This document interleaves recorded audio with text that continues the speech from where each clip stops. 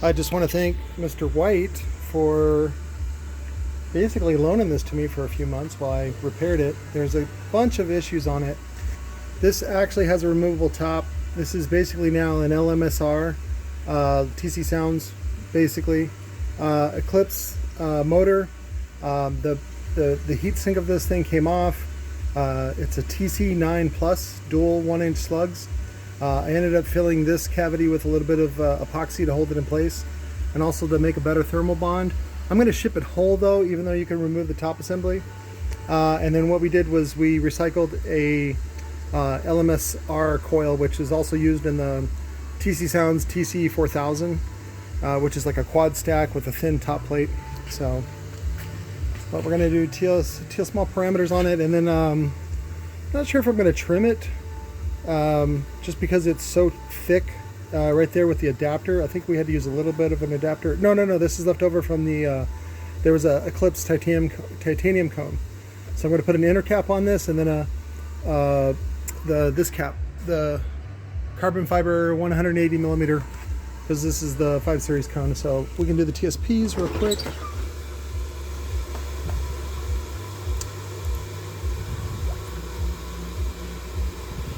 Okay, the FS is a little bit high, 40 hertz, so I may have to add some mass, which is good. That's what I can use this lip for, just to add a little bit of mass in there, just to bring that FS down a little bit. Okay, so that's the initial. So, and some of you guys were asking about how you add mass. Basically what you do is you have your DATS, DATS version 3, whatever. This is the WT3, Wolford Tester 3. So, see? Focus. Does it still say? Yeah, it still says date and audio on there. So, what you do is you basically start adding mass, and then you just use the sweep function right here, and just keep sweeping it, and then you watch the FS drop. So like say here, I'll put this on there. So that's a big chunk of mass, and then we'll hit that. See, now with that mass, it's got an 18 hertz FS. That's a little too low, so we don't need that much mass. So we'll probably use maybe some washers like this, and then some epoxy. So you can just put them in there like that.